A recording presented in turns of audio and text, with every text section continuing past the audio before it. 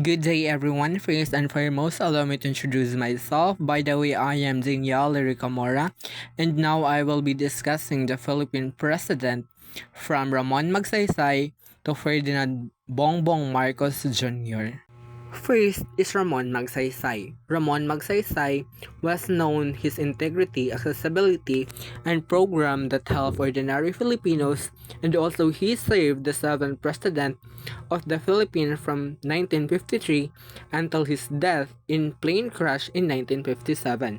Ramon Magsaysay is known as the champion of the masses, and he also promoted honesty in government and fought corruption. And he helped farmers through land reform and rural development, both government closer to the people. Next is Carlos P. Garcia from 1957 to 1961. Carlos P. Garcia is a Filipino teacher, a lawyer, and a public official, and also a political economist. Carlos P. Garcia promoted the Filipino First policy to support local business and also encourage nationalism and economic independence. And he was also strengthened trade and industry led by Filipinos. Next is Diosdado Macapagal from 1961 to 1965. He changed the Independence Day to June 12, honoring the 1898 Declaration. And he improved the economy and started land reform programs. And he also known as the poor boy of Lubao, and he humble begins. After Diosdado Macapagal is Ferdinand Marcos Sr. from 1965 to 1987. Ferdinand Marcos built many infrastructure like roads, bridges, and also hospitals, and Ferdinand Marcos declared martial law in 1972 during the controversial period, and he was promoted disciplined and industrial project but faced issues of corruption and human rights.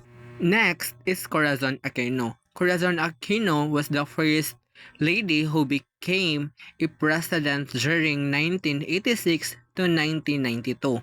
Corazon Aquino restored the democracy after the Marcos dictatorial shape, and also he was introduced the 1987 Philippine Constitution and also promoted the freedom and rebuilt government institution. Next is Fidel V. Ramos from 1992 to 1998. Fidel V. Ramos, he was improved the economy and reduced poverty here in Philippines, and he also encouraged peace talks with rebel groups, and he was also promoted the modern and investment in our country. Next is Joseph Estrada from 1998 to 2001. Joseph is focused on program for the poor, especially the housing program, and he also continue agricultural support and anti-poverty project, and he also removed foreign office through the EDSA People Power movement.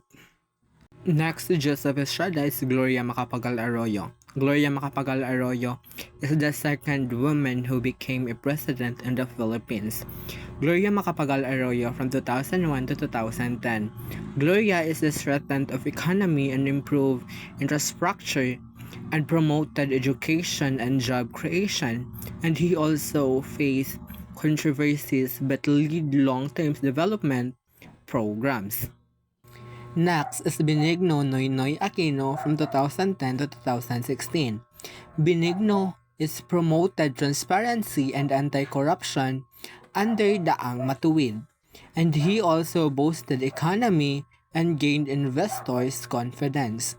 And he also improved the government service and education program. Next to Benigno Noynoy Aquino is Rodrigo Duterte from 2016 to 2022. Rodrigo Roa Duterte, known as the strong campaign against legal drugs and crime, and he was also improved infrastructure through Build project, and he also focused on peace and order and increased government service. And last, and the present president is Ferdinand Bongbong Marcos Jr. from 2022 until now. So, Bongbong Marcos is focused on unity and rebuild the economy after the pandemic, and also support farmers and food security programs, and continuous infrastructure project under the Build Better More, and also strengthen the international partnership and digital modernization. To sum it up, from Ramon Magsaysay to Ferdinand Bongbong Marcos Jr., the President of the Philippines have each made uniqueness contribution to our nation's growth.